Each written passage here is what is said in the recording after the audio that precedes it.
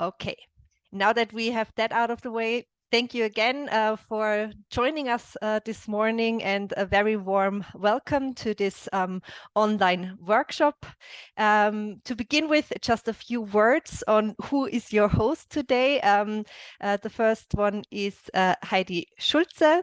Hello, Heidi. Also, Diana Rieger, who unfortunately can't join us today because she is currently on parental leave. My name is Brigitte Naderer, and Heidi, Diana, and I have been collaborating on quite some projects on the topics of online radicalization and terrorism prevention in the past. For instance, the Motor Research Network, the Tech Against Terrorism, and the Preco-Bias project. The last two are EU-funded projects.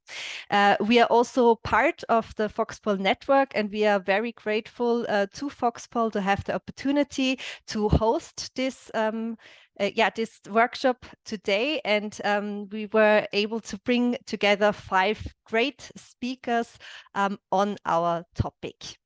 What is our topic? Just a few words. I don't want to take too much time, and also don't take anything away on what our speakers are going to share. But we are going to discuss today borderline online content. In the course of our research, we have frequently been confronted with the question of how online content and processes can contribute to radicalization and extremism. And as this is a valid concern, there have been a number of steps taken to define what constitutes harmful online content, but also how to regulate it. This, for instance, includes content moderation and deplatforming, which all aim to reduce the reach, visibility, and publicity of extremist and harmful content.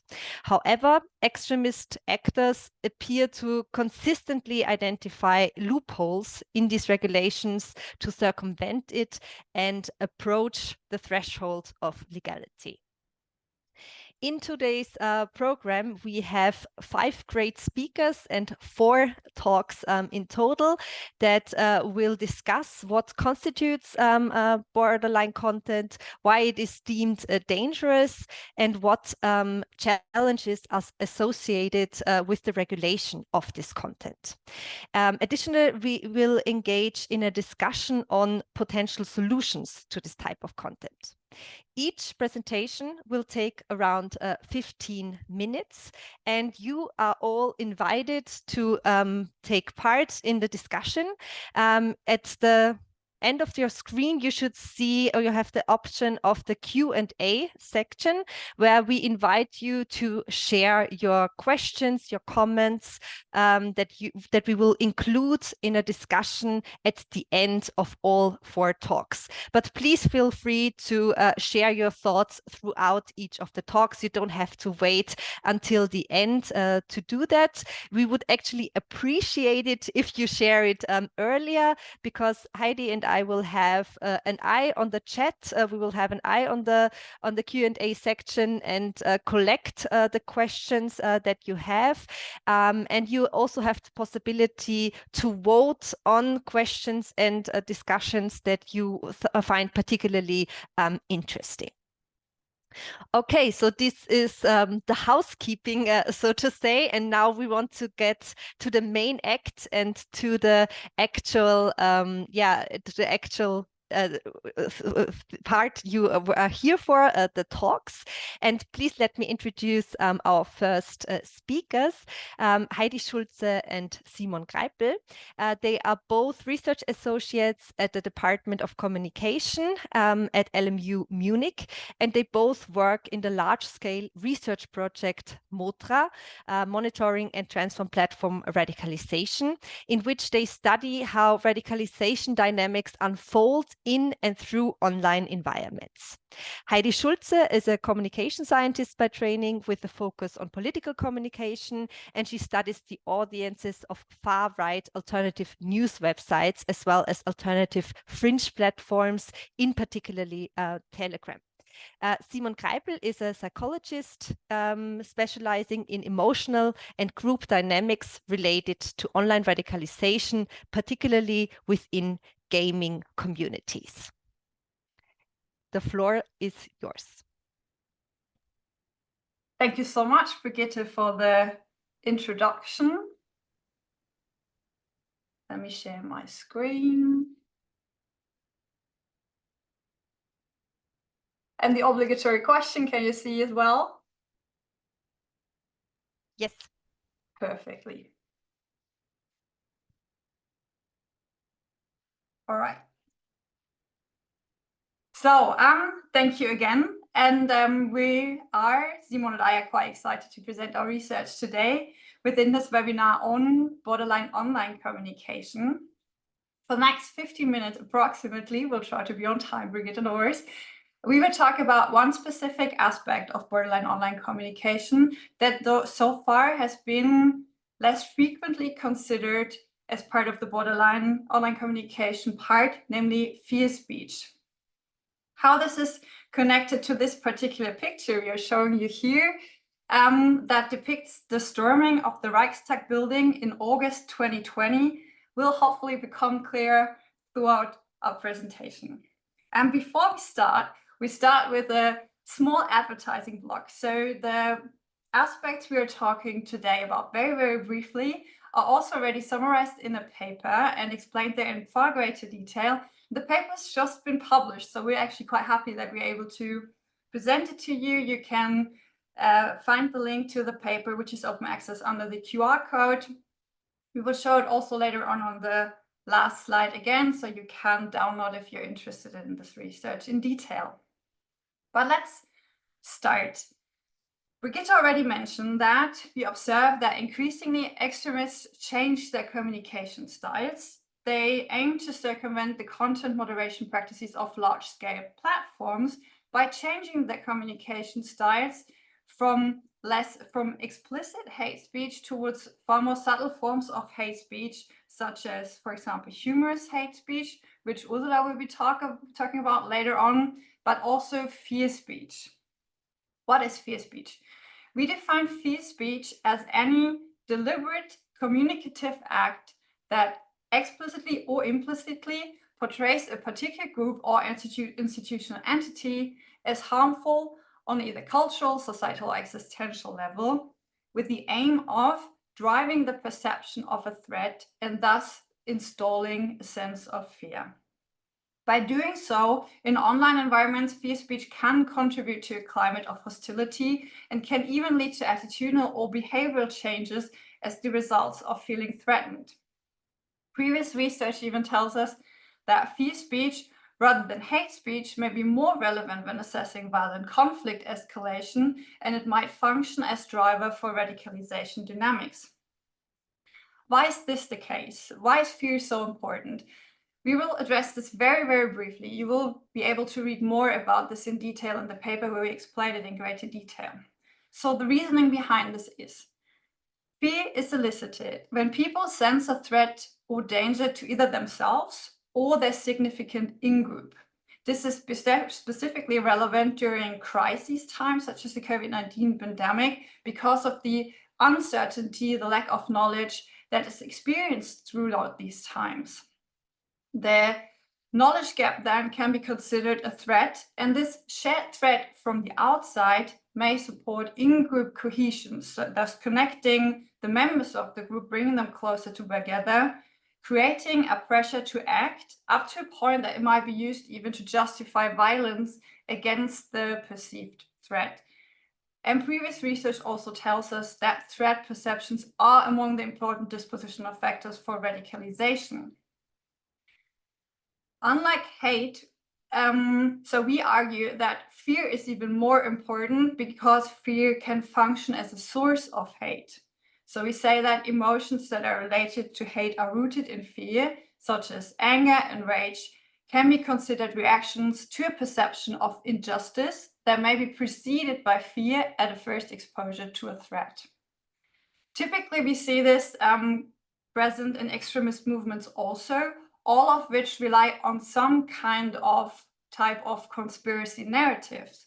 because all conspiracy narratives are ultimately threat-based, because they assume that there is this group of actors that can be elite who secretly conspire against the majority for their own enrichment.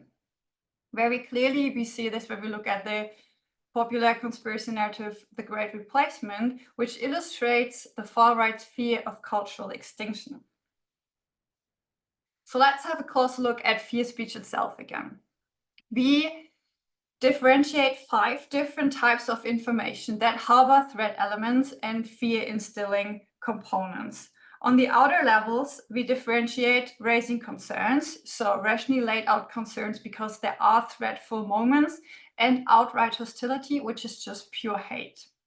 More importantly for us is the in-between layers of fear speech manifestations, which is indirect fear speech, where there is a threat present, but it's not the main message.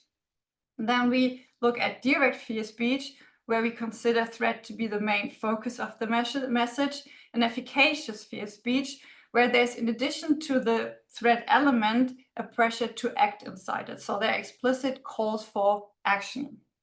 If you want to see some examples of these different aspects, which we don't have time to go in detail now, you can actually test your knowledge on fear speech. Our colleague Julian Hohner developed a Shiny app for the fear speech examples that are also used in our classifier we present later on. Just click on the link at the QR code here.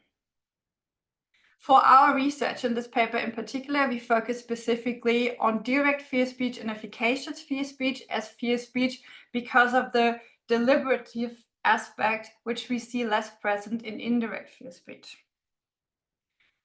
What do we know from previous research concerning the presence of fear speech in online environments?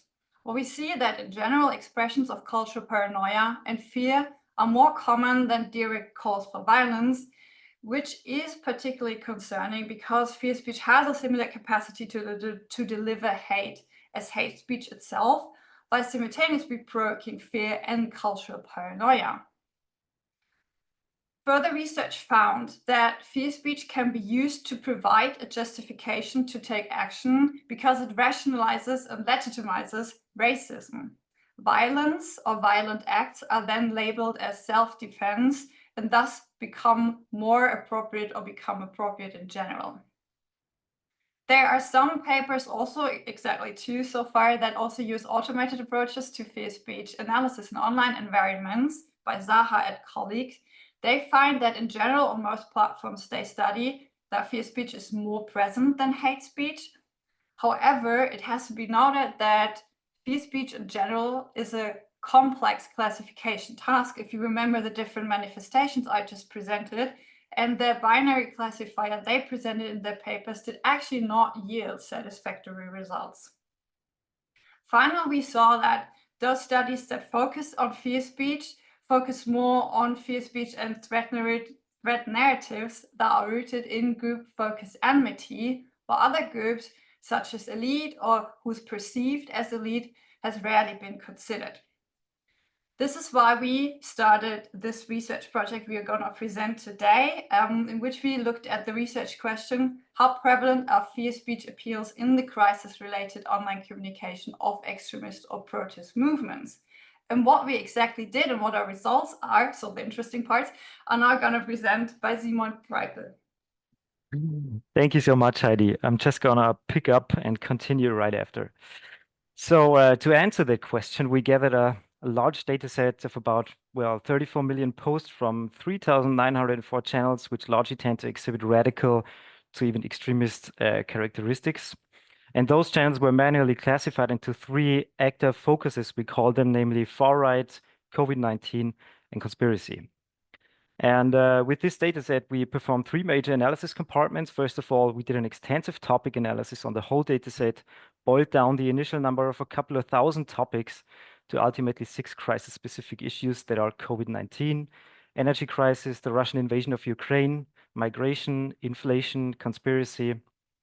And then we stratified this topic-labeled dataset by time, actor type, and topic, resulting in 6,000, a little over 6,000 posts that we manually coded. So this is the manual analysis with our 6-stage.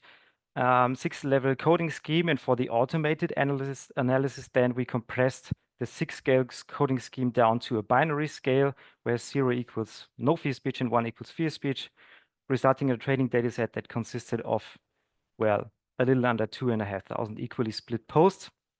We then took a German-based BERT transformer model, did domain adaptation on it, and built a classifier on top, and we achieved, what I would say, pretty solid and balanced F1 scores of 0.79.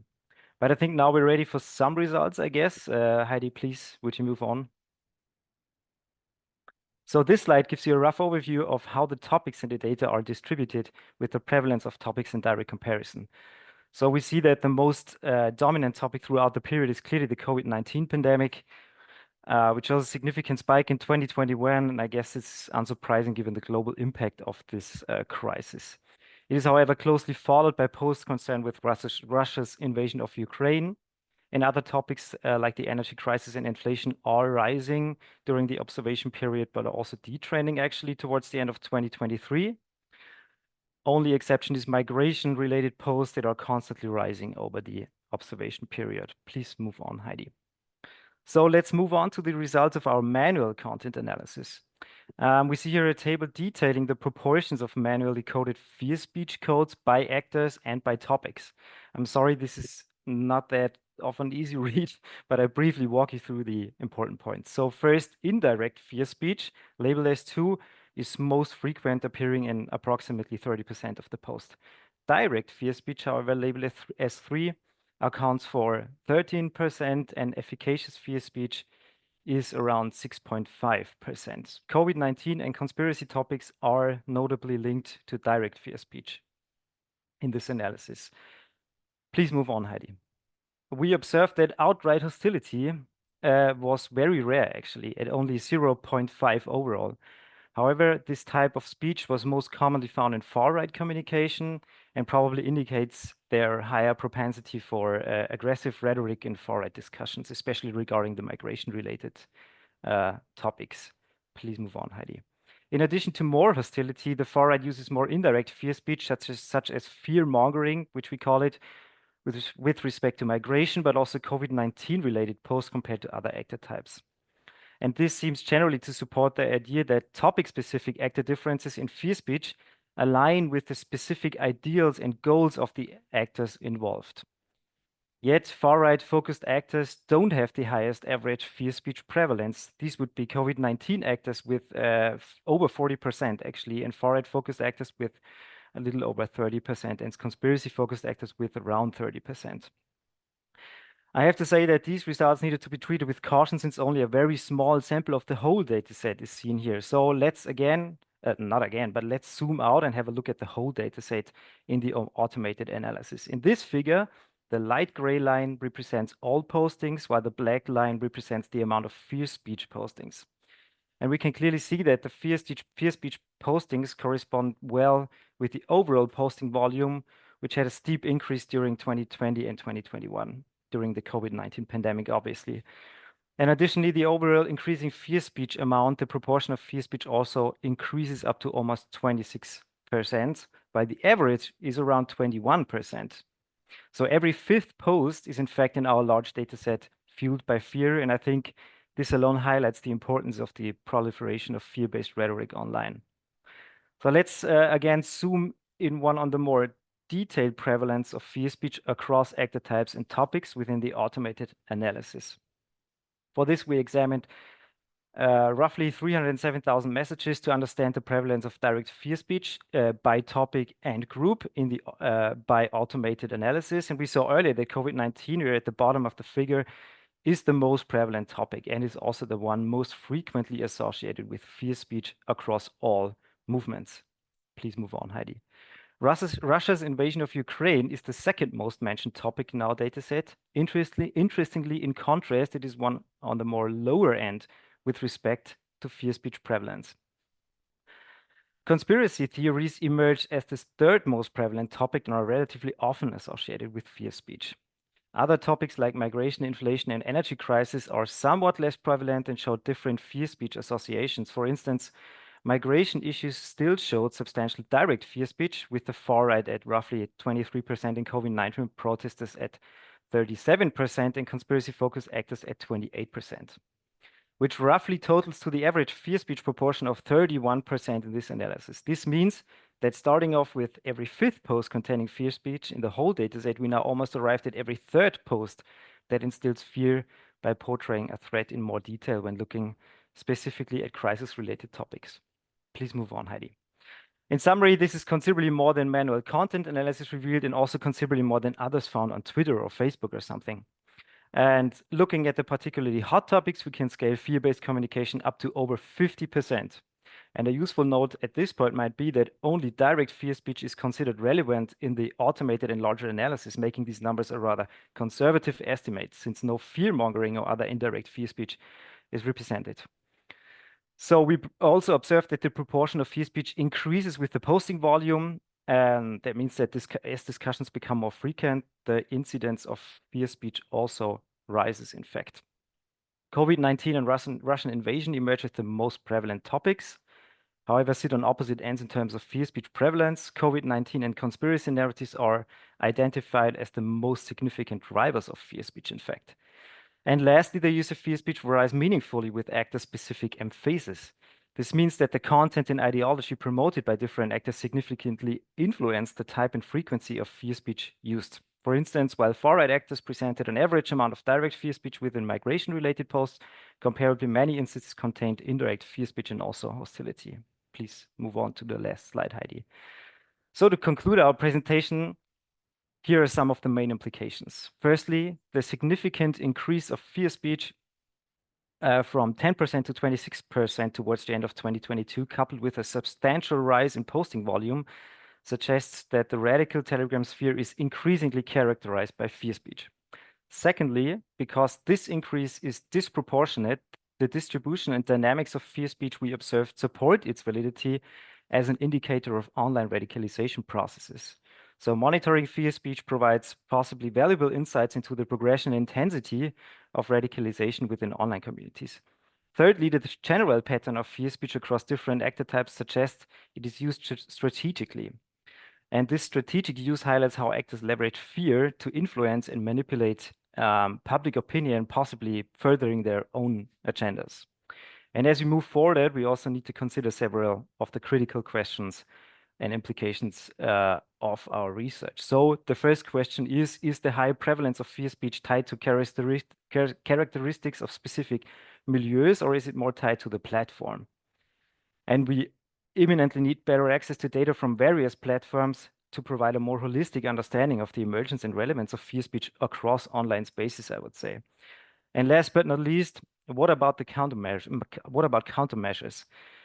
I think it's crucial to recognize that fear speech is almost intangible by law, since it's largely covered under free speech. So the challenge for regulation and law enforcement is substantial. And the tentative answer here is probably that we might just have started to gain understanding of the specific context and drivers behind fear speech to effectively address and mitigate its spread, and also encouraging platforms to take a proactive role in content moderation. But I'm looking forward to hear the other presenters and the audience's thoughts on this. Thank you.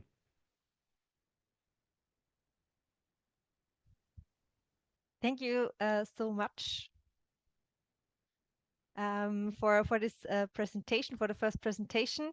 We will directly go over to our second presentation, and Heidi is going to introduce our next speaker. Yes, thank you again. The next presentation is going to be presented by Hannah Rose. Hannah Rose is a hate and extremist analyst at the Institute for Strategic Dialogue, and she researches in particular far-right extremism and extremism online. Today, she will talk about the hybridized online hate and extremism in the Israel-Gaza conflict, which is very recent, and we're very excited to have her here today. So Hannah, the floor is yours. Thanks so much. Thanks for having me. I'm just sharing screen. Can everyone see that okay?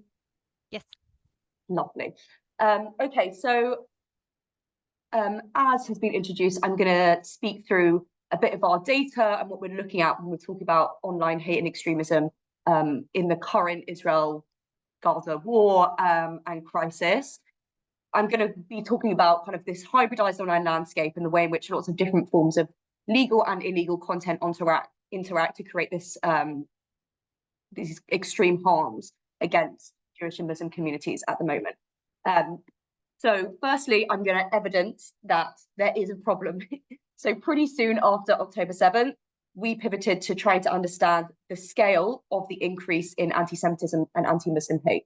And in order to do that, we started training classifiers, building and training classifiers with our partners at Chasm Technology.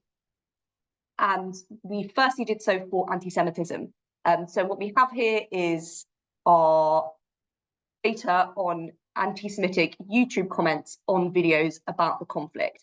Now, a couple of caveats to this. Anyone who's worked with classifiers, particularly in online hate, knows that it is very difficult, and the recall and F1 scores, particularly for anti-Semitism, when they are so covert and conspiratorial in its nature, is not always as what we would want it to be.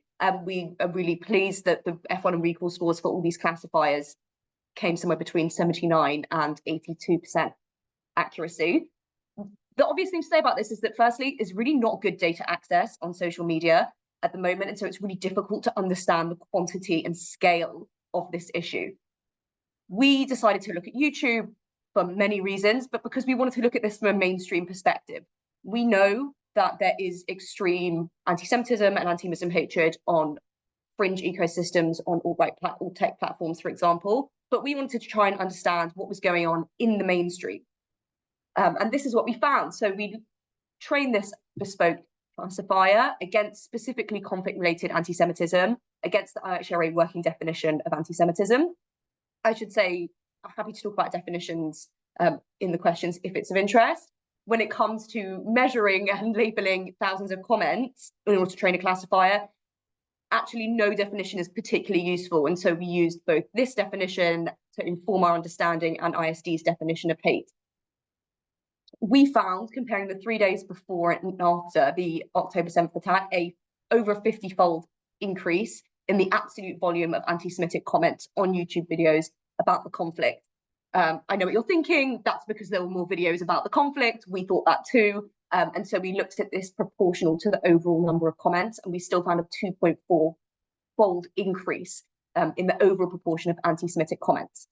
So we know here, excuse me, and I should say this tracks largely with the offline incident data of anti-Semitic incidents in lots of different countries as well.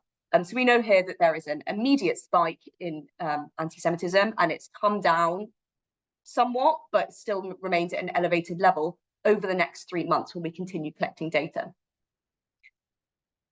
We did the same for anti-Muslim hatred, different keywords, slightly different classifier, so not particularly comparable in terms of methodology and therefore finding, but we found a 43-fold increase in the volume of anti-Muslim comments. You can see again this exact line, right? Very high spike in anti-Muslim hate immediately following the October 7th attack, and then comes down, but it still remains at an elevated level.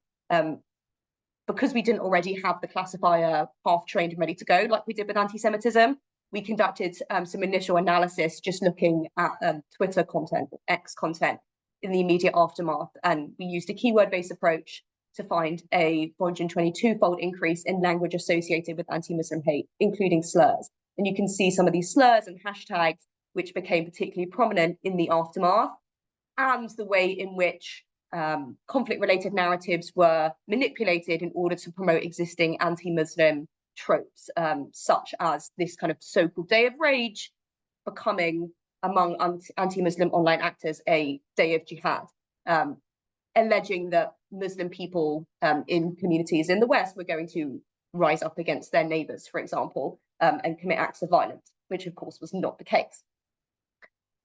But now we've evidenced the scale in the increase of online hate, both anti-Semitism and anti-Muslim hatred.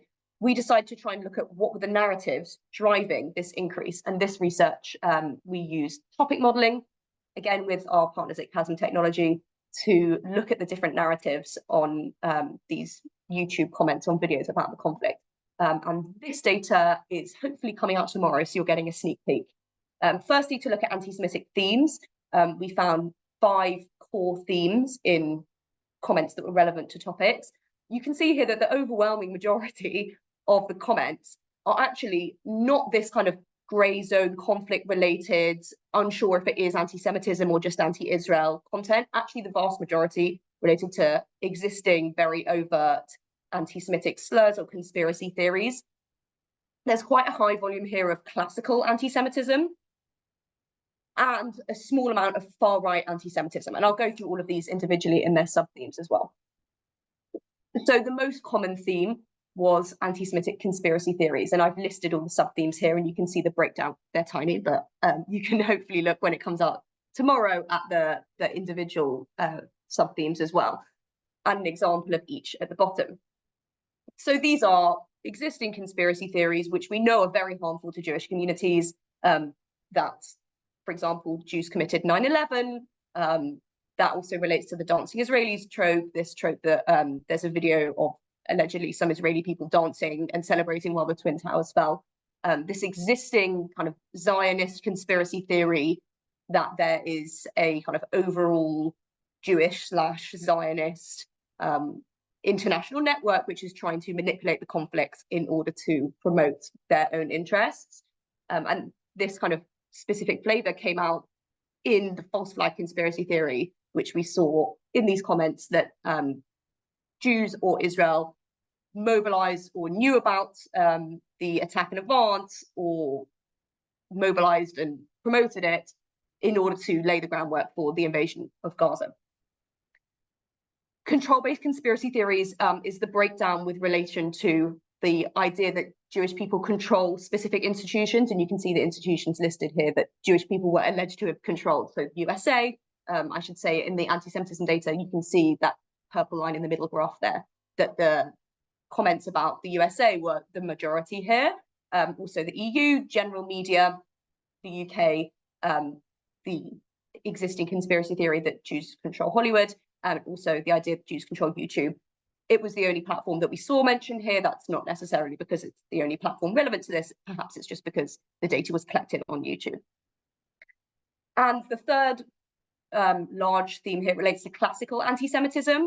By this, we mean anti-Semitism which relates to medieval or Christian forms of anti-Semitism. So we saw a lot of synagogue of Satan, which is a quote from biblical literature, which has been abused to promote the abuse of Jewish people. The deicide myth that Jews killed Jesus, for example, the idea that Jewish people have large noses or these are greedy, for example, these are all rooted in medieval Christian tropes. And we see these still today, perhaps framed differently, perhaps commented on a different crisis, but pretty much the same narratives that we've seen for hundreds of years.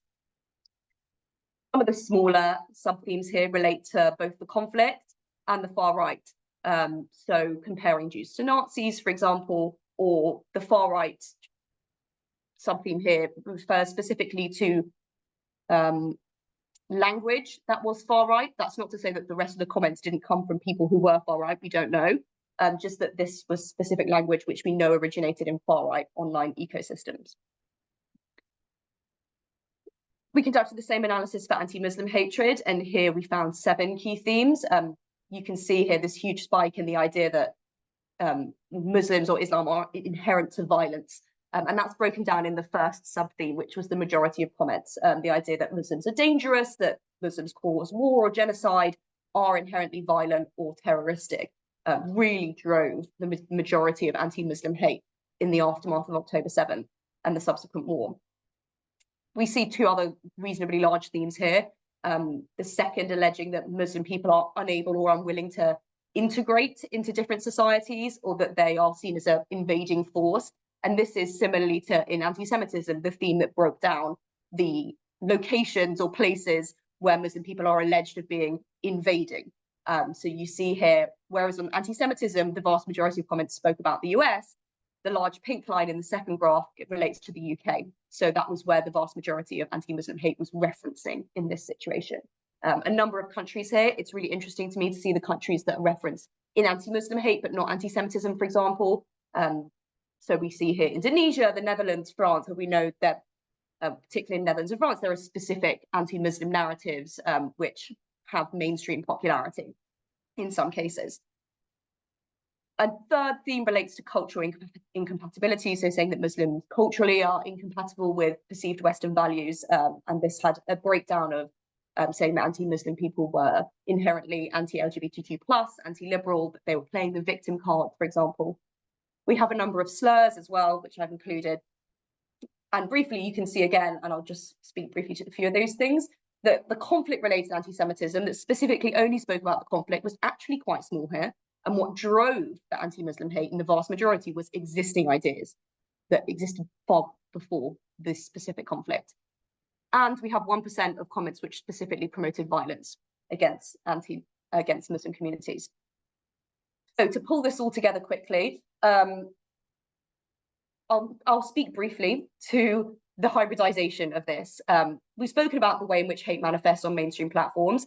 Of course, this also exists on fringe platforms, and I haven't included here just for time the evidence of the way in which extremist groups have manipulated the information environment in order to promote Islamist or far-right extremist narratives. What we have seen increasingly, and I pulled this off Telegram in the last Israel-Palestine conflict, is these unlikely coalitions between people who don't have much in common ideologically, except they promote both hatred of Jewish people, and that is seen as the priority in this circumstance. So, for example, recently we've seen a number of podcasts where fringe actors from different ideological backgrounds come together and put aside their differences because they are all, as they say, against Zionism, which in that case is shown to be a code for they are against Jewish people.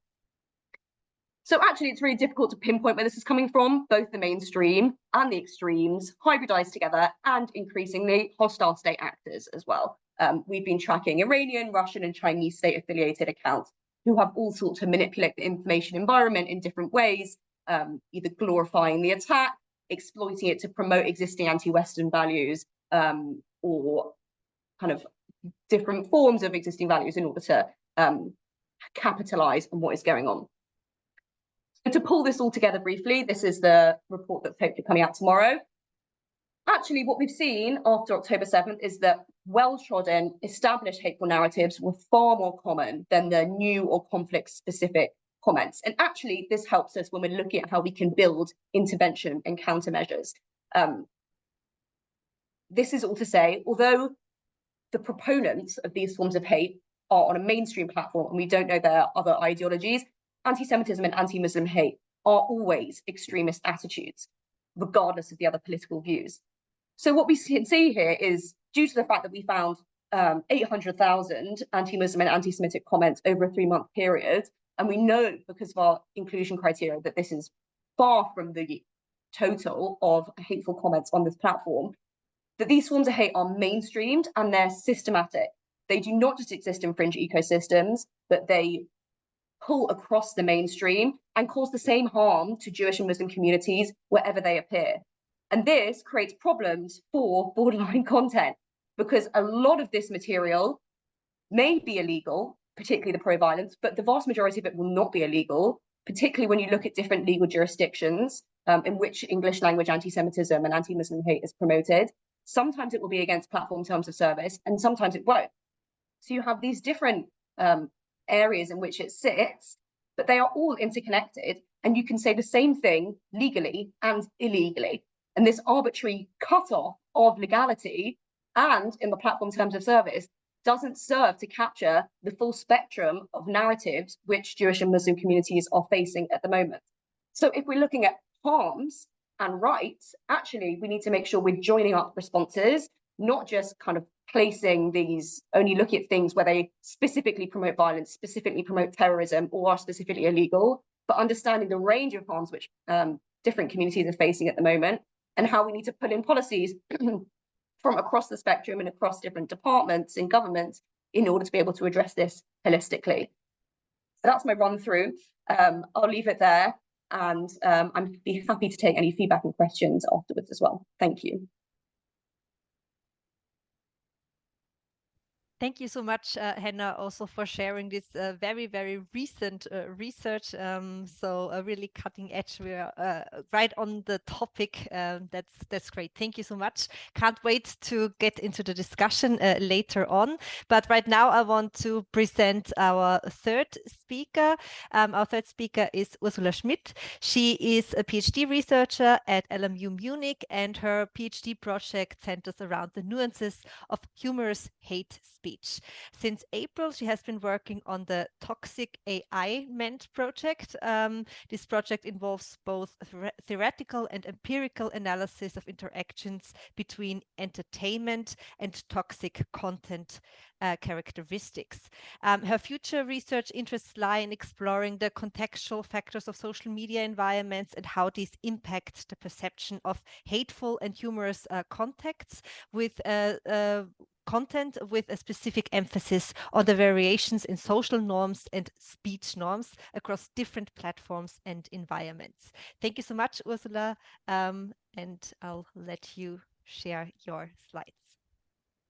Perfect. Thank you, Brigitte. Can you all see my slides? Yes.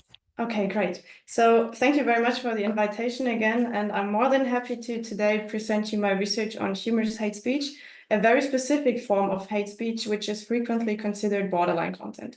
So today I want to do two things. First, I will present you a theoretical framework for the employment of humor for legitimizing hostility.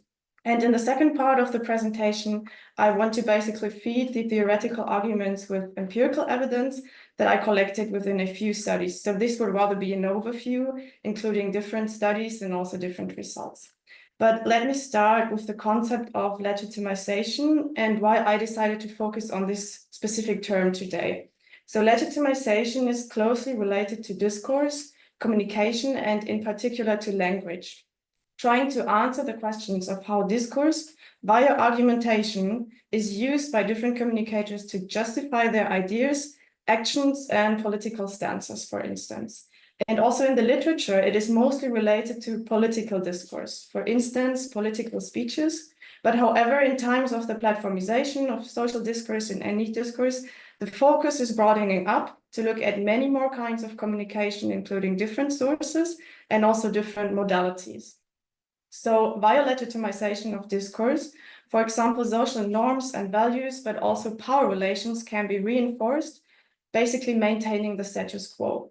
And this relates to different goals communicators might try to achieve, including gaining power, social acceptance, or the improvement of community relationship, so in-group cohesion. And this can be done by so-called legitimization strategies, including most often referred to authority and cues of expertise. So, for example, of the politician or him or herself is holding a position of power and authority, would seemingly legitimize his or her arguments. And most importantly, also emotions are commonly referred to as legitimization strategies in communication. And this mostly includes fear. So here we have a direct link to fear speech and to what Heidi and Simon presented today. However, such social acceptance can also be reached by inducing fun and humor. And indeed, humor and basically different humor functions have been linked to legitimization strategies in sociology, but also in psychological research, for instance, with affiliative, self-enhancing, or also self-defeating humor often functioning in a way that sheds a positive light on the communicator and legitimizes their own ideas, basically fostering in-group cohesion. Also, on the other side, we have delegitimization. So this is basically the justification of why social groups can be maltreated and morally excluded, and with this disempowered over time. It takes place by negatively categorizing other groups, denying their protection or rights, and for instance, by dehumanization, so depicting the group as non-human. And important for today, this also is done via humor. Humor is able to categorize groups as suitable and socially acceptable objects for derogation. So it seems to be okay to laugh about these groups. And indeed, the aggressive forms of humor have been found to delegitimize entire social groups, basically by fostering stereotypes and humorously denying equal rights. And as you surely suspected, I today want to focus on these aggressive humor functions, and more specifically on humorous hate speech, the term I'm using throughout my PhD project. So I understand humorous hate speech as simply the combination of two things. On the one side, we have hate speech, which is considered the expression of hatred and derogatory attitudes towards social groups. So this is always targeting collective characteristics.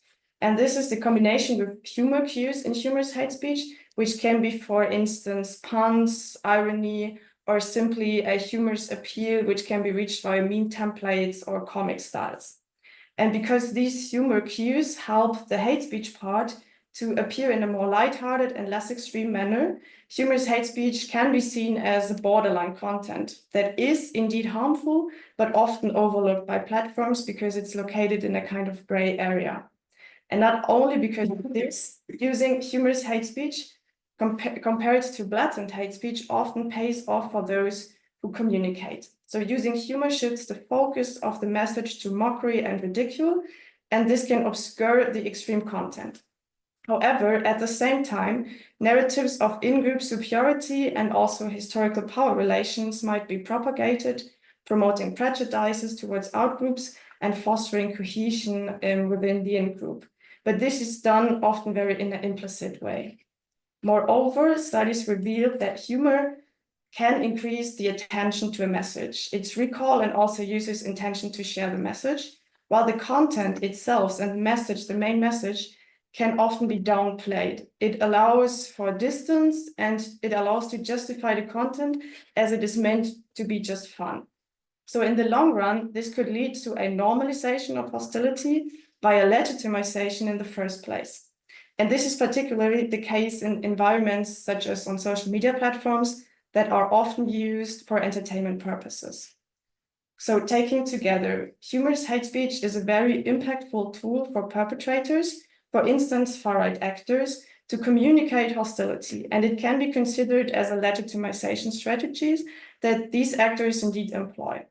But as for every strategy, it must actually be accepted by the audience to work out. So humor must be understood and appreciated. And here, the theoretical background let us suggest that humor holds the potential to first trigger a lighthearted interpretation in recipients, to reduce the perceptions of hostility, while also reinforcing the perceptions of social acceptability.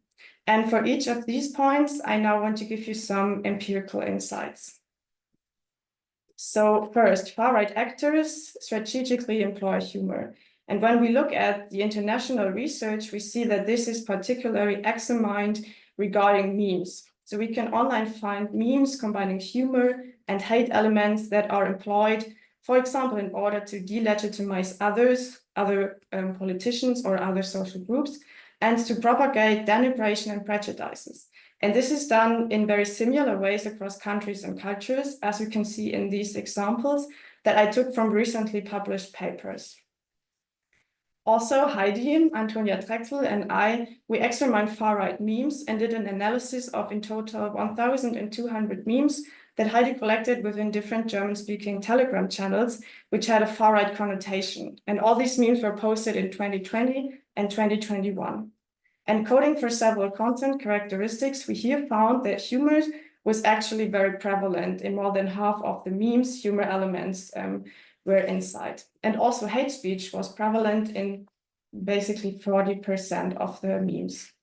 And importantly for today, humor and hate were also frequently used in combination. So 27% of all memes that we coded included both hate and humor. And you can say nearly 70% of those memes, including hate speech, also included humor elements. For more extreme characteristics, just as far-right narratives, we did not find similar patterns because they were hardly present. But as I just mentioned, it is very important to verify the actual perception of the audience. And in this study, we first of all found that those memes including humor were not the ones with the highest reach. Rather, humor lowered the number of views. However, this was only not the case for the very extreme content, including far-right narratives. Going further, to capture the very initial evaluations of the audience, I also conducted qualitative interviews with think aloud methods. And I showed my participants hateful memes targeting different social groups to get their first associations. And in some, it was evident that humorous hate speech initiated a kind of humor mindset in my participants that indeed led some of them enjoy the content, or at least to interpret the memes in a humorous context.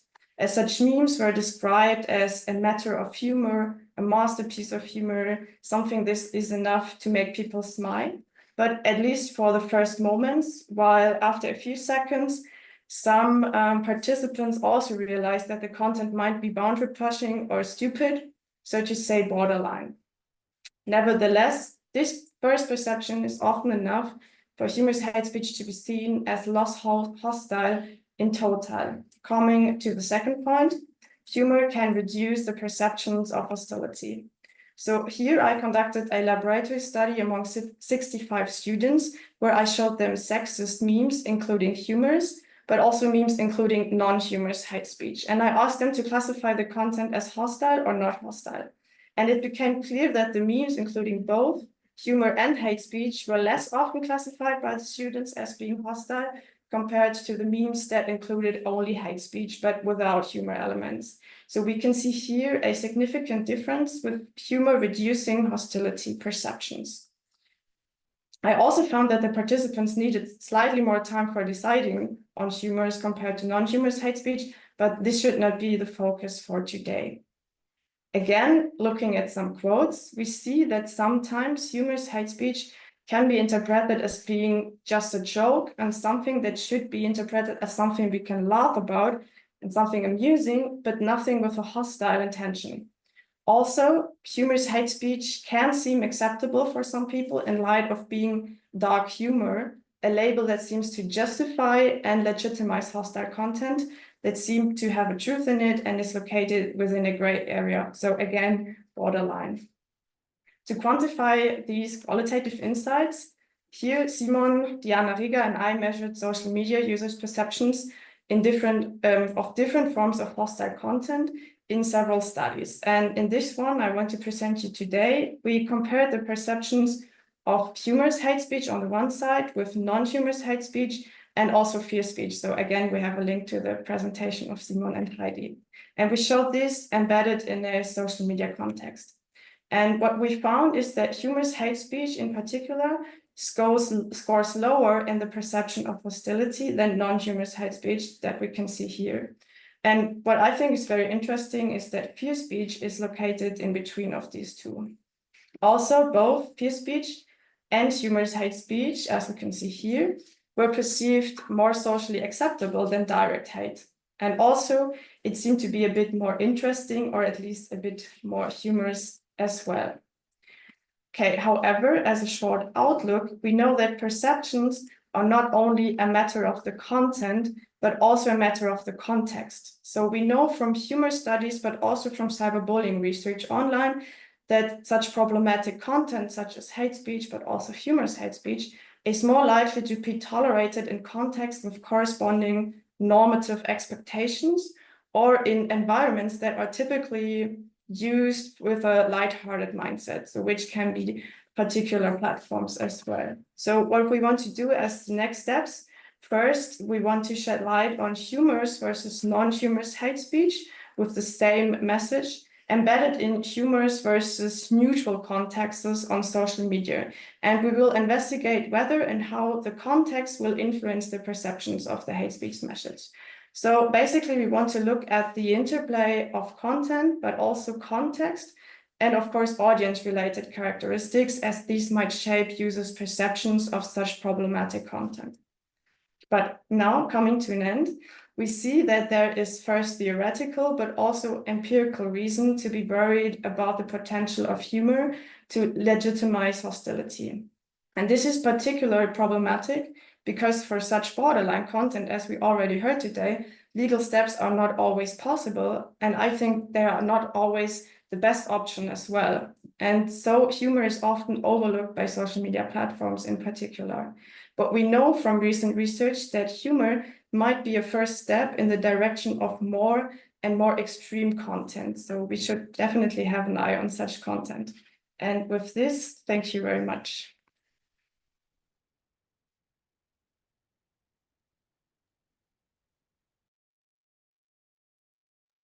Thank you so much, Ursula. You were perfect on time, and we're actually, in general, perfect on time. So Brigitte is doing the best job.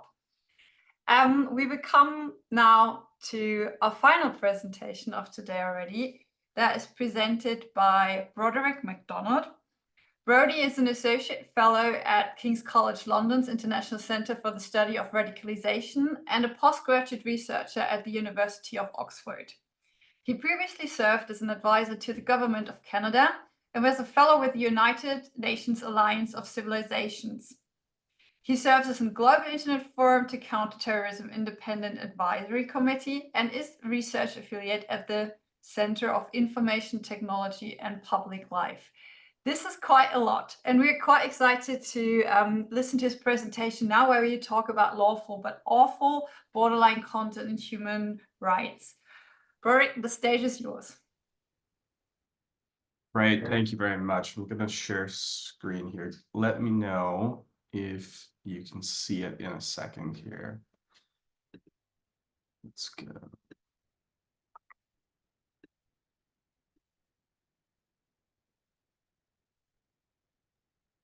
Great. Is that visible to everyone? Yeah, that's great. Thank you. Perfect. Thank you. So thank you to all the other presenters. I'm going to try to wrap this all together and pull a couple of different threads, basically taking a step back and saying, now that we have an understanding of what some of this borderline content looks like, what do we do about it? And how can we do so in a way that reduces harms both to communities affected by it, but also maintaining human rights that we, I think, all agree are quite core and quite central to our modern, healthy democracies. So with that said, we'll get into the first slide here. This is more of an overview of what we'll cover. And again, it's important to note that with all borderline content discussions, there's no widely accepted definition of what we're talking about. I mean, Aaron has this great quote that it's clear there's no overarching agreement between different sectors or geographies, and I would even add platforms to that. It really depends whether you're looking at video content or image text-based content. It depends on the current affairs of the time. It depends on the users who are spreading it. So it's very hard to define what exactly borderline content actually is. And we'll talk about some of the issues surrounding that and some of the definitional problems that come up later.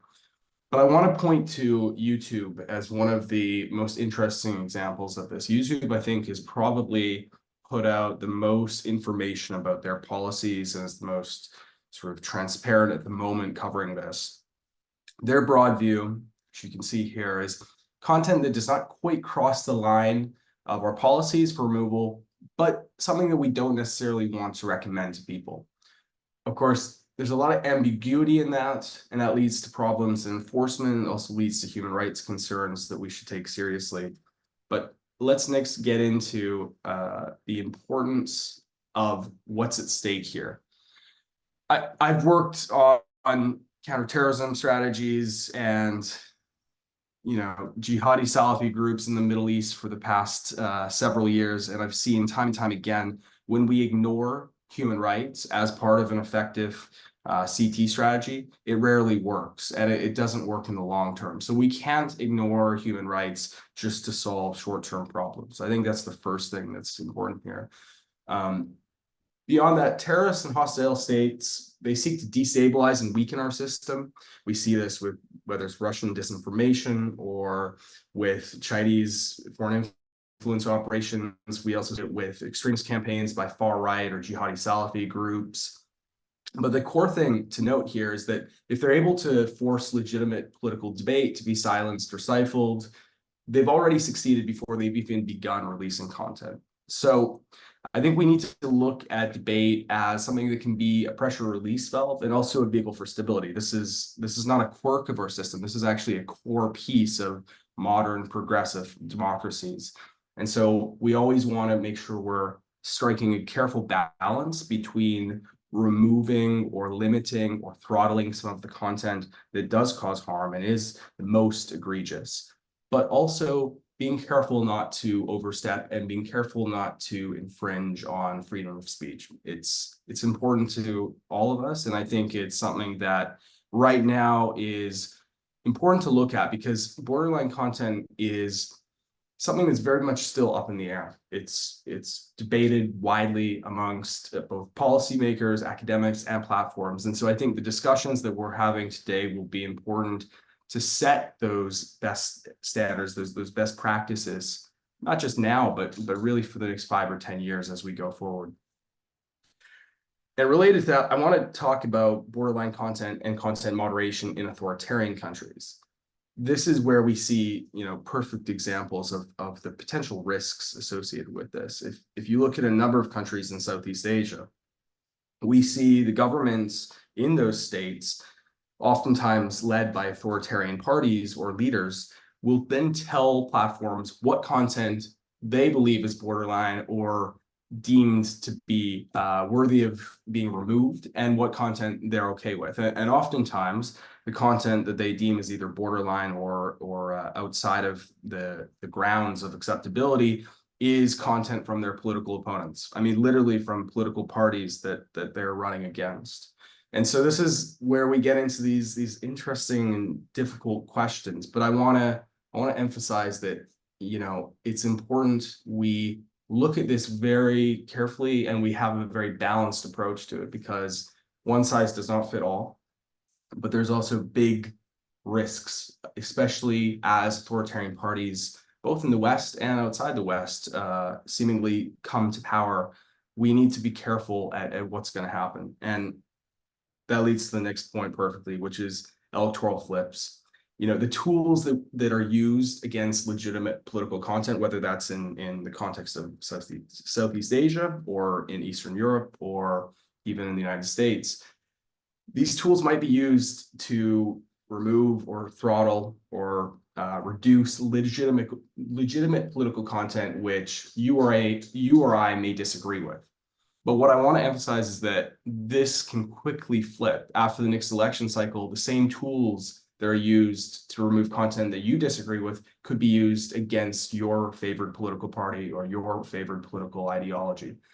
So it's just a sort of warning that we need to be careful what we wish for, and then we need to really have nuance in how we apply borderline content policies.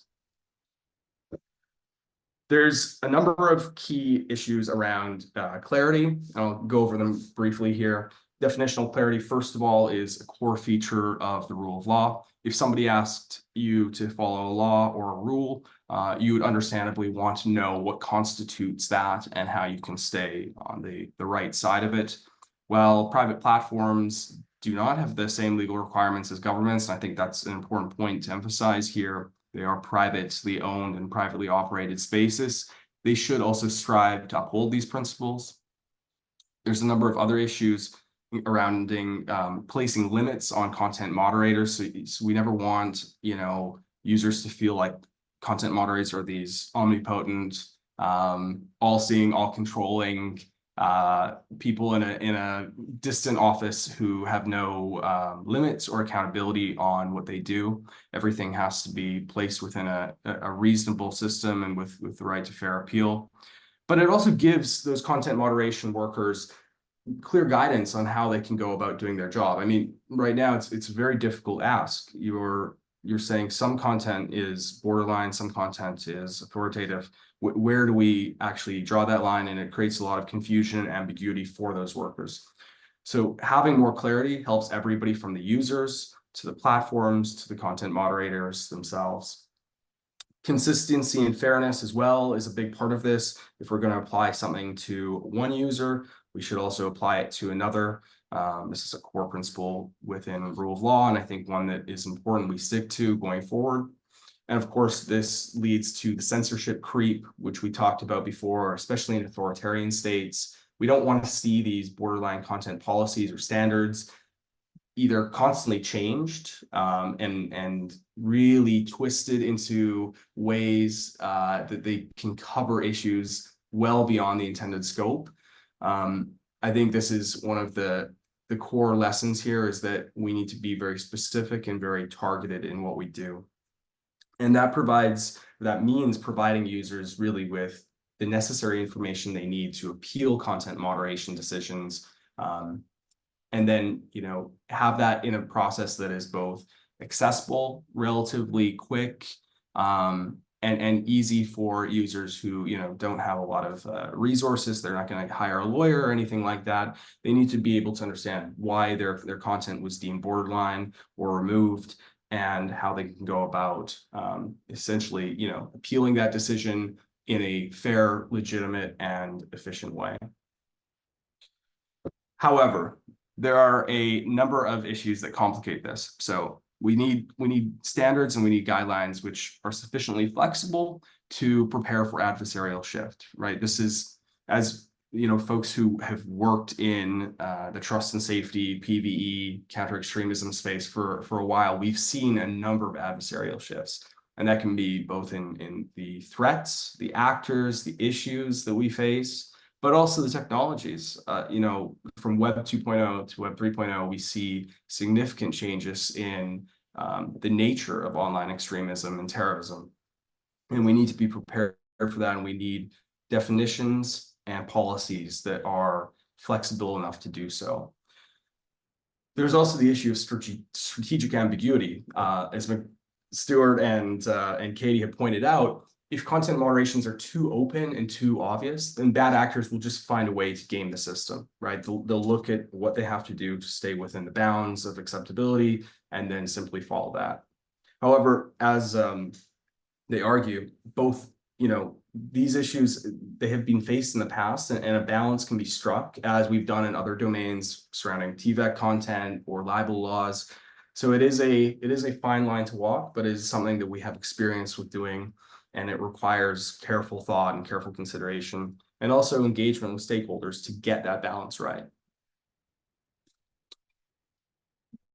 The other part of this that I want to present to you as a more hopeful and optimistic piece going forward is, are there other ways to protect human rights while still limiting harms? So beyond the sort of usual toolbox that we have covered here today, there's also existing tools that come from other disciplines, things like pre-bunking, things like the redirect method. And I'll get into a couple of these now.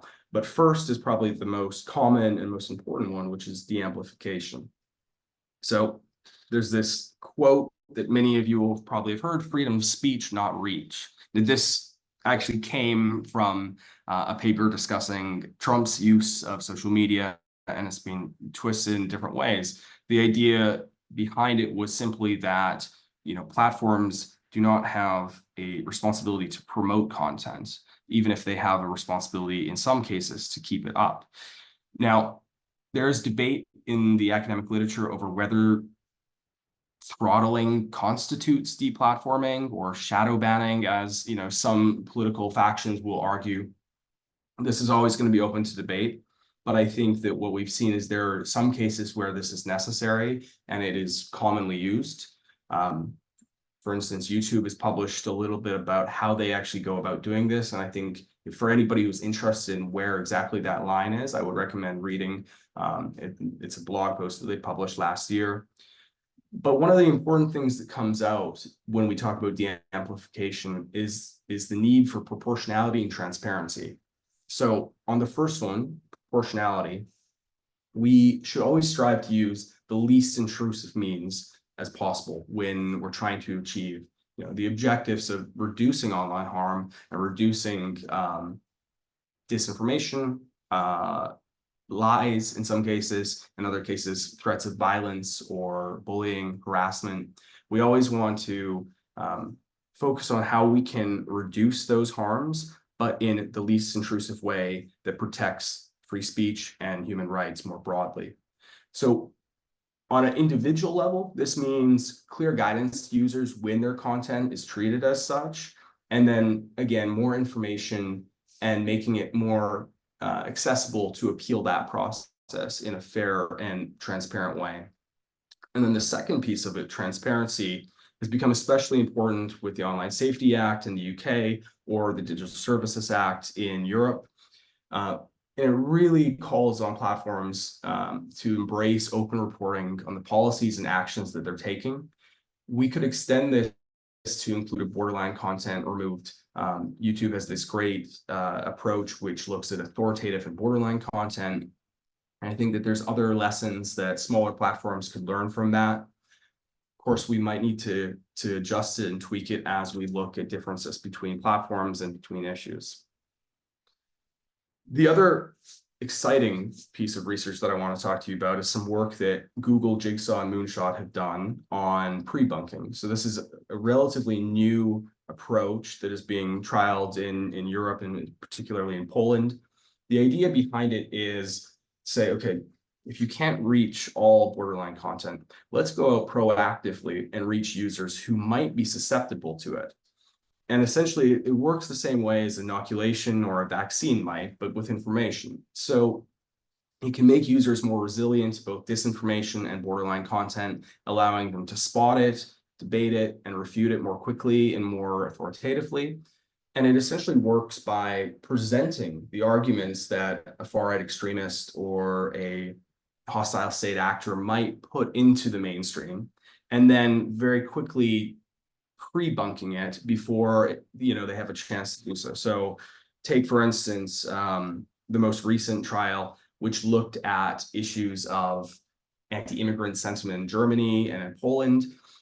They essentially presented some of the common tropes around that and some of the common stereotypes around Ukrainian immigrants coming into the country. And then they pushed back on it within a 30-second ad that was shared on YouTube and promoted through their video recommendation system. What we've seen from the initial results is that it's actually very effective, and that this can help to get ahead of borderline content and disinformation and really help users to have more tools to actually spot this preemptively. But I think it's important to emphasize with pre-bunking, one of the key things that comes out is authenticity and reach, but really authenticity is important. So if we're going to do these kind of counter-narrative approaches, it has to be authentic. Some of the earlier work on this had very sort of corporate government PR sounding content, and it just doesn't work. I mean, you have to, if you're going to do this, you have to engage really directly with the theories or the ideas that are being presented by these malicious actors, and then you have to use better ideas to refute them. But that requires, authenticity and openness and willingness to discuss that. So I think pre-bunking is exciting and it's important. We need a lot more work on it, though. If anybody is interested, please get in touch with me afterwards. The next method is the redirect method, which is actually now been around for quite a few years. And again, the idea here is that we can not just look at borderline content, but we can look at both the users who are spreading it and the users who are viewing it or receiving it. And the idea is, if there's a piece of borderline content, say around vaccines or around immigrants, we can then include more reputable information right directly beneath that post or at the beginning of it through a 5-second advertisement that is hosted on a video.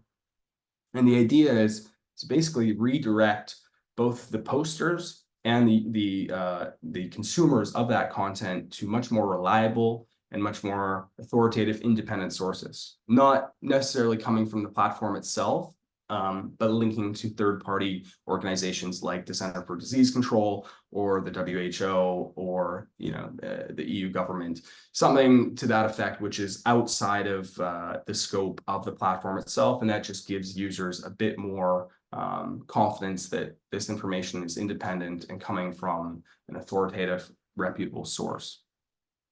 There's also a real benefit to methods like redirect, which is that we don't run the risk of this borderline content then just going somewhere else, right? We can actually address it at source. So when it's uploaded, we can try to take proactive steps to address it before it's simply removed and then re-uploaded at a different platform or a different space.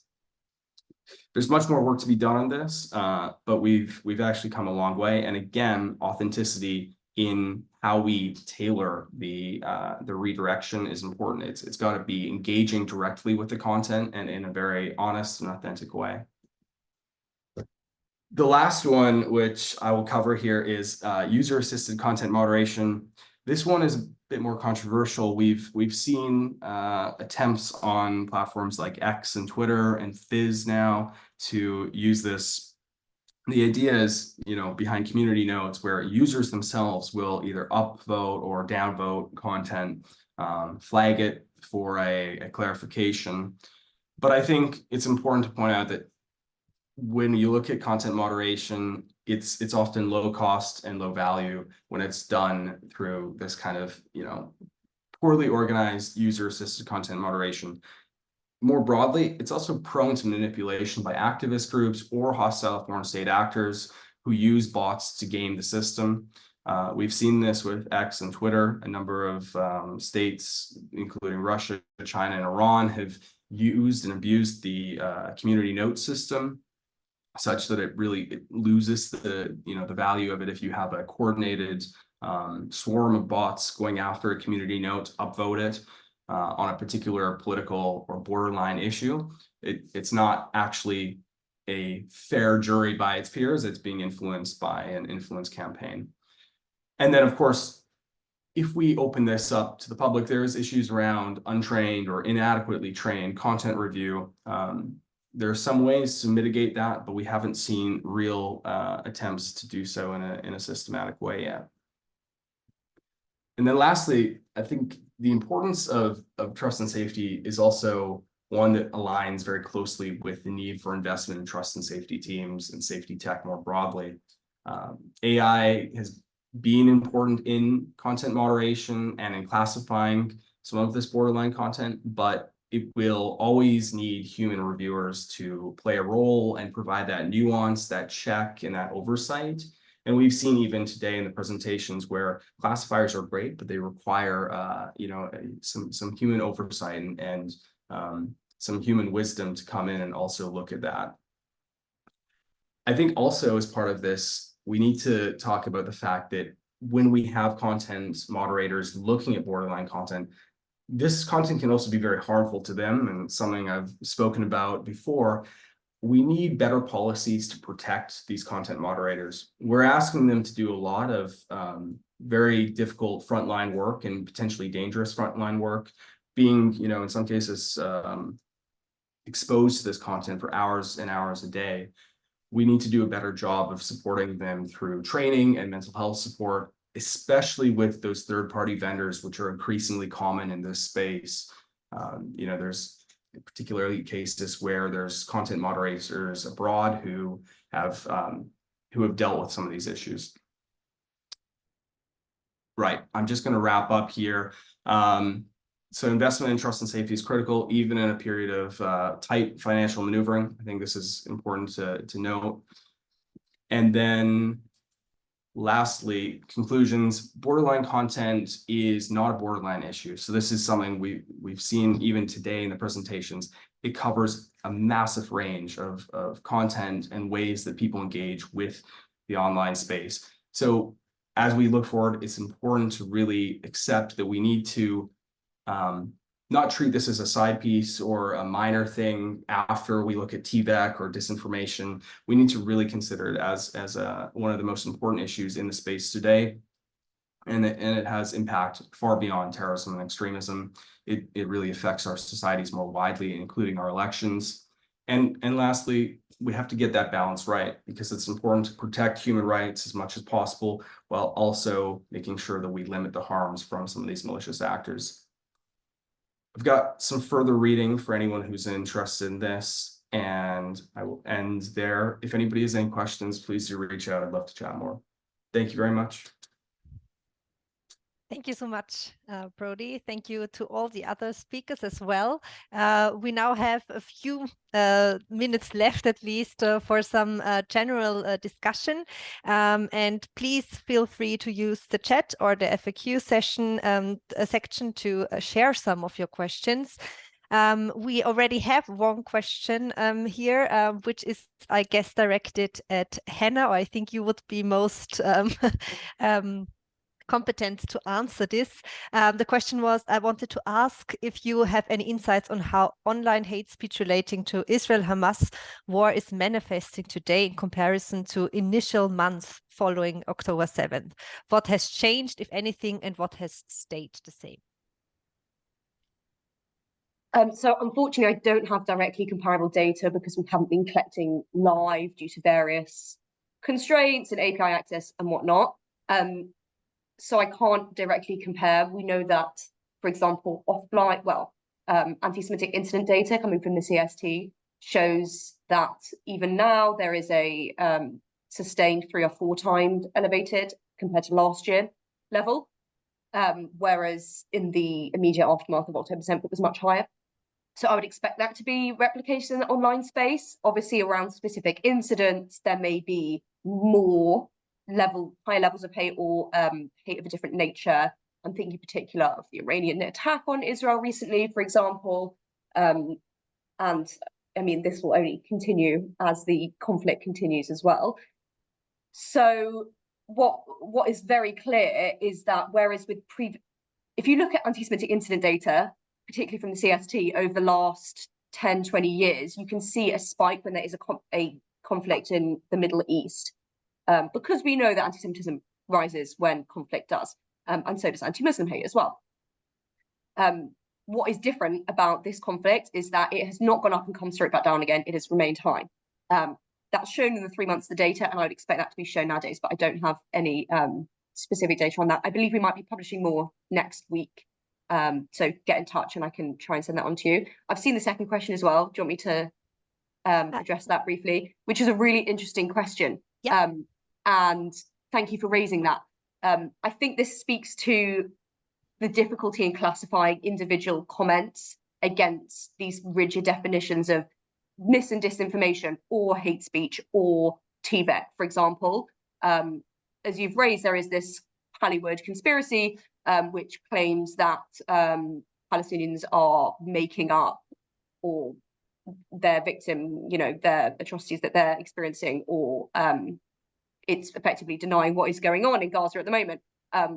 There's lots of similar narratives that go on different sides of the conflict as well. So there's the myth of the Israeli civilian, that all Israelis are legitimate targets. Same on the Palestinian side as well. So you have lots of different really harmful narratives, which may not explicitly fall under hate speech. And when you come to this specific question about classification, it depends on platform terms of service. It depends on legal jurisdiction, both from the person posting, which we don't know where they are, and the person viewing that content. So it becomes really tricky. And when you're looking at that comment in isolation, to know in particular the interaction between mis and disinformation and hate speech.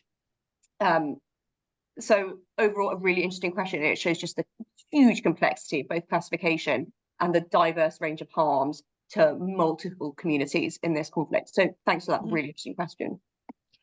Thank you so much. Maybe staying on the topic of conspiracy, also Simon and Heidi, you mentioned conspiracies in your talk, and I was wondering how you define it, because Hannah gave us a bit of a more concrete idea of what she meant by conspiracies, and maybe also share a bit on why conspiracies are so hard to regulate and what makes them part of this borderline content, in your opinion. Thank you so much, Brigitte. Well, this is like a very substantial question. I mean, how much more time do we have? Okay, we have a very basic definition of conspiracy narratives, because it's not the main focus of our research in this part, isn't it? It's a bit like what I presented, is that there is this group of actors who can be elite, but they don't have to, that conspire against the bigger group or another group to their own advantage that might harm the other group. So this is sort of a conspiracy narrative element that is important, like this conspiracy element that is connected to a harmfulness. What was the second part of your question? What makes them so hard to regulate? So why are these part of borderline content, you would say? the thing is, we have to differentiate the type of conspiracy narratives, which ties very well in what Hannah presented. So if it is very extreme, if it is anti-Semitic, for example, the Great Replacement narrative, we know is strongly tied to far-right extremist movements. So we can consider it an extremist narrative, which makes it easier to moderate it. But it's not as hateful as extreme hate speech, which is why it's still difficult to, as a content that is not directly, does not specifically attack a group, but it's more of a general harmful content. But Simon, maybe do you want to add on that? It's really a tricky question, I guess.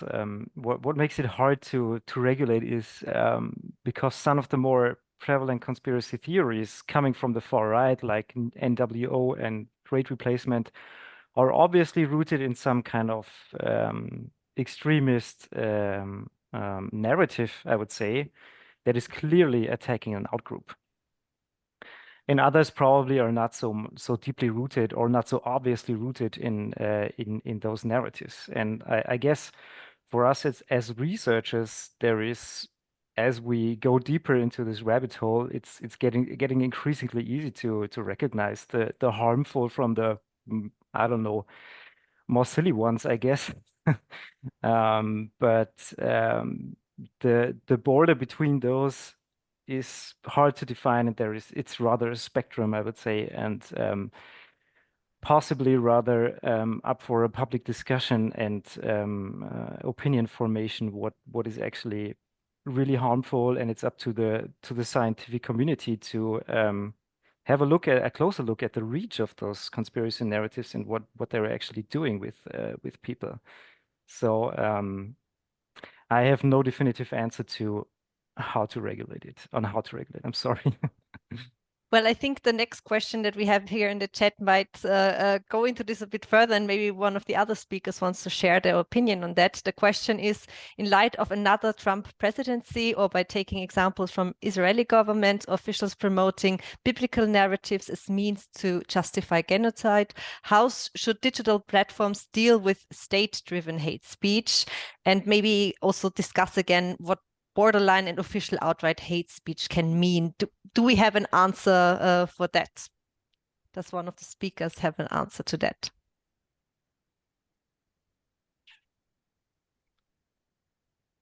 Oh, my. I'm happy to attempt an initial answer. And then Hannah, please jump in afterwards. I think this is where it gets really difficult when it's actually state officials, whether that's, a far right politician tweeting something, or it's a authoritarian party in Southeast. We don't have a good answer for this yet, but I think that one of the important things we need to come back to is that full of transparency, and there are also bodies that are better suited to adjudicate these questions, things like the oversight board. This is exactly what they try to do. And I think that we'll see further attempts by platforms to set up third-party independent review boards that can kind of look at each case on a case-by-case basis and decide what is best. Yeah, I think this kind of checks and balances approach is really important. So I agree with that. I think it's a very difficult question to answer. I think we should, not predict in the future, consider the fact that actually harmful state actors have been promoting hate and extremism against different communities globally for many years. In my presentation, for example, I referenced Russian, Iranian, and Chinese state-affiliated or pro-state accounts that, for example, use the conflict to mobilize in anti-Western values, and in some cases related to different forms of mis and disinformation and conspiracy theories as well. The difficulty is, since the OSA and the DSA have been written, now you know, the Online Harms White Paper came out 7 years ago, maybe. The environment has changed so drastically, both in the online space and in the kind of broader geopolitical space. And this state actor threat needs its own strategy, its own thinking, which I don't think we've necessarily caught up to yet. And so it's really important to be able to integrate these different forms of harm. And that's why, even though I was talking about hybridized hate and extremism, which isn't necessarily relevant to harmful state actors, it all intersects in the online information environment. And so I think about this both from a, you know, harms-based perspective, as I've said, but also protection of democracy, which is both with reference to how we view and access content online, and generally from a broad picture, protection of norms, checks and balances, rights in countries all over the world, the US, Iran, Russia, Western Europe as well. So it's not a question I have a complete answer to yet, but it's something that we should be looking ahead to. So I think you're right to ask that question. Thank you so much. And thank you so much also for all the questions from the audience that are still there. Considering the time, however, unfortunately, we'll not be able to address those questions now, and rather we would start now like the final round, where we would invite each of the presenters today to respond to a final question, which is that based on their research, based on what they presented today, what would you say is the most important action that different actors should follow to address the problem of borderline content? It can be platforms, government, civil society, but make it very short. Make it like one sentence, just one action. This is tough, I know, and it will be probably be like, it's difficult, but that's how it is. It is a difficult topic. And I would start with Simon, going in the order of the presentations today. I'm sorry, I was quickly distracted. So this is kind of a wrap-up session. Sorry, my phone just rang and I just. Oh, no worries, Simon. Yeah. Yes, this is the wrap-up session. The question is like, what do you consider one central, very important action that should be taken to address the issue of borderline online content? I would say it's the very same issue I addressed in the talk, and that is giving more and more open, liberal, and free access to a more broader variety to of the platforms, so that at least we can tackle the thing at first scientifically, and then make some make an endeavor that effectively tackles this content on another level. Thank you so much. Hannah, what do you say? I'm also going to talk about cooperation in three main ways. The first one is international cooperation between governments. Obviously, I spoke about English language online hate, but that is not limited to one country. And so to be able to try and do it in, you know, legislate against it in one country is completely inadequate. Cooperation between different sectors that look at this, joining together the hate sector, the extremism sector, counter hate, counter extremism sectors, counter mis and disinformation, promotion of rights, promotion of democracy, and seeing it as one big picture issue is so important, as I hope I've evidenced.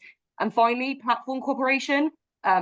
Ultimately, the sector is getting a lot more difficult to work in. We have decreasing access to data, which means we're simply unable to understand what is going on in the online environment. And so platforms really need to open up access to researchers, transparency from platforms to be able to understand the issue so that we can counter it in the long term. Thank you so much. Ursula, what is your point? Thank you, Heidi. I just want to address the platforms, the social media platforms, and for their decision whether they want to take down several content or not. I think it's most important to consider various perspectives. So this would probably also for humorous hate speech in the specific case, be very important to not only consider whether this is legal or illegal, but also the perspective of the target, the potential perceived intentions of the perpetrator, who is the audience, etc., etc. So yeah, there might be so many perspectives that are not well considered right now. So this would be a good thing to do in future. Thank you very much, Ursula. And Broderick, what will you say? I think multi-stakeholderism is the key to this. We need multilateral engagement really between governments, platforms, civil society, researchers to find out exactly where that balance is. And it's not an easy thing to do, but only by talking to each other is how we're going to actually solve this. Thank you so much for these final words. I think we've figured out that it is very a complex and broad topic, and I think within this workshop we were only able to get some points and some views on it. But I want to thank again our speakers for their very insightful talks. I learned a lot today, and I hope all the people that joined us and took the time this morning also had a lot to take away from this. At this, I would end the workshop. Thank you again, and yeah, hopefully see you again in another VOX-Pol context. Bye. Thank you so much. Thank you so much. Have a nice day. Bye. Thank you. Bye. Bye.